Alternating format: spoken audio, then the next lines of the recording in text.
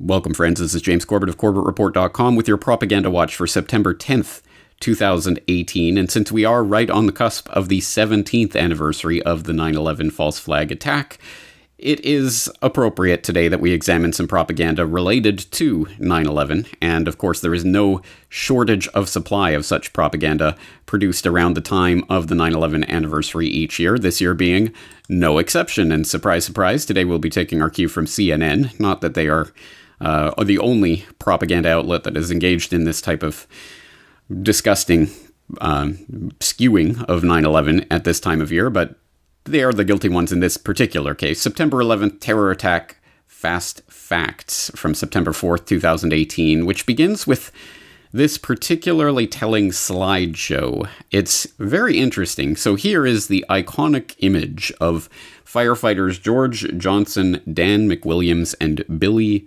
Eisengrein raising a flag at Ground Zero in New York after the terror attacks on September 11, 2001. The scene was immortalized by photographer Thomas E. Franklin. The image has been widely reproduced in the decade since it was first published. And so there you go. There's, of course, the iconic propaganda image from 9/11, the firefighters raising the flag in the rubble of at Ground Zero, which, as they say, becomes this iconic image reproduced, for example, on page 32 of the Record on September 12th, 2001 in New Jersey. And then on The Sun, for example, and Newsweek and a number of other outlets. And then it became so iconic that they actually restaged the scene at the World Series that year, involving, I think these are just random firemen. I don't think those are the actual, but anyway, restaging the scene for the onlookers at the World Series baseball game. And then you have, of course, on decorating the FDNY's trucks, and then you get commemorative coins and bronze statues. You get a commemorative stamp unveiled by none other than George W., and of course unveiled to the public amongst much fanfare. You get it on the hood of racing cars. You have T-shirts. You have it on commemorative knives. Is there such a thing as a commemorative knife? You get these snow globes. You get this one, which is particularly disturbing, which is, of course, some part of sculpture that has been created, but here it is being housed in the warehouse, and the firemen being hung by the neck to keep them upright, I assume. Commemorative plate, commemorative earrings. Earrings! Seriously, people are going to wear earrings of this flag raising. And then artwork and pictures and what have you. So this is the propaganda image that is the image that speaks 1,000 words about 9/11. All you need to know about 9/11 is in this image, right, guys? Because here it is, here's the destruction, but they're raising the American flag. It's this iconic moment in American history, and so it has been propagandized. And then, of course, after observing that little slideshow, then CNN gets into the fast facts about 9/11, just to get caught up to speed on what this whole war of terror thing is about, just in case you forgot or didn't know in the first place.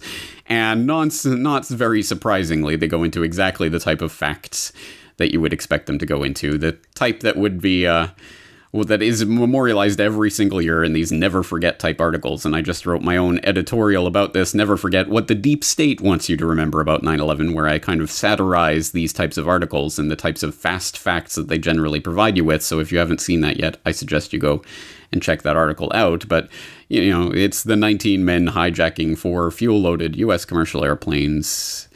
All of the official story, of course, exactly as it's presented by the 9/11 Commission report and the U.S. government. And they give the little timeline of the different things, and then going on through the years, ultimately talking about how the firefighters, oh yeah, by the way, these firefighters, these iconic firefighters that we love and cherish, and we will remember them forever. Oh yeah, they all started dying from the dust relatively soon. You have people in 2002 already having been declared dead from the dust exposure, and then subsequent rulings later on that lymphoma and lung disease and other diseases are being attributed directly to exposure at Ground Zero. And then they just sort of mention, oh yeah, Obama signs the Zadroga 9/11 Health and Compensation Act of 2010. So it kind of, oh, well, look, we're paying them a bit of money to basically take care of the fact that, oh yeah, they kind of died or are dying as a result of 9/11 still. And then, they just kind of gloss over that and then back onto the fast facts about, economic impact and cleanup at Ground Zero. And, oh yeah, by the way, the Homeland Security system was created as a result of, the 9/11. So there you go. And that's what you need to know about 9/11. Now, obviously, again, that's not what you need to know about 9/11, but it's especially galling that they talk about, oh yeah, and people are dying of the dust, and but don't worry, the governments came in to save the day with this Droga Health Act and take care of these firefighters, basically. I mean, yeah, they're going to die, but at least they'll have some good medical treatment while they do, right? Well, that's probably not even true in and of itself, but of course, the excluded part of all of this is what I mentioned in last week's New World Next Week. Christine Todd Whitman and the EPA and the US government knowingly, deliberately lying to all of the people who rushed into Ground Zero to basically kill them. Not just killing the people on the day, but killing people for years and years afterwards. If the brave men and women who had rushed to the World Trade Center in the chaotic days after 9/11 to help with the search and rescue had done so knowing the risks they were facing, that would be one thing. But of course they did not. They had been given false assurances by Christine Todd Whitman, the EPA administrator who assured the public just days into the cleanup that the air was safe to breathe. You know asbestos was in there, is in those buildings, lead is in those buildings. There are the VOCs. However, the concentrations are such that they don't pose a health hazard. Yes, they don't pose a health hazard. And of course, that wasn't the only statement. Please do go and read through the whole transcript if you haven't yet. Hyperlinks to all of the different statements and when they were made and the absolute bullet point case of how the Christine Todd Whitman and the EPA killed and is still killing 9/11 first responders is in this report, which will obviously be linked up in the show notes. Truly horrific. And of course, that is not the type of fast fact you're going to get from CNN about this. And so it is the case that the firefighters in this case are just a convenient prop to use for the propaganda of the mainstream establishment in, well, yeah, remember 9/11, but just kind of remember it vaguely with a couple of fast facts. I mean, don't actually think about what really happened that day or in the subsequent days and weeks. Don't think about that too hard. Just trust us. Here are the facts that you need to know. And look at the firemen. And aren't they so great? Oh, but they're dying now, but who cares?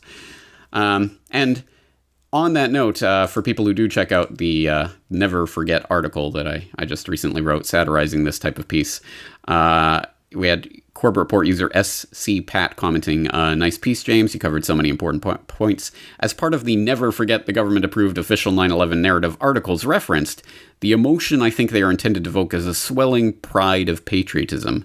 And then he points to a particular picture of a firefighter crying while nuzzling an American flag.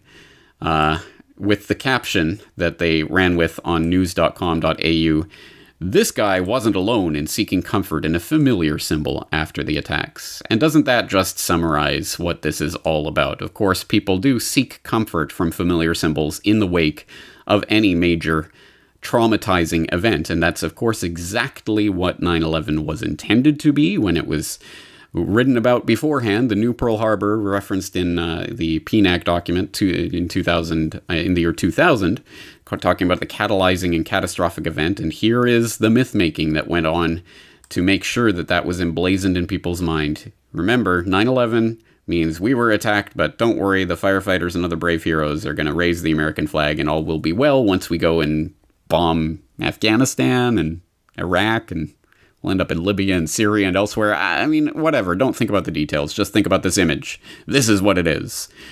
Swelling pride should be filling your heart every time you see these dying first responders, because that's what America's about. Anyway, I just thought this is particularly galling piece of propaganda, and I wanted to bring it to your attention, as we are, of course, entering the most propagandistic part of the yearly propaganda cycle. That's going to do it for today. I hope you do stay tuned because, of course, there is some very big coverage coming up very soon on corbettreport.com, so please stay tuned for that. I'm James Corbett. Looking forward to talking to you again very soon.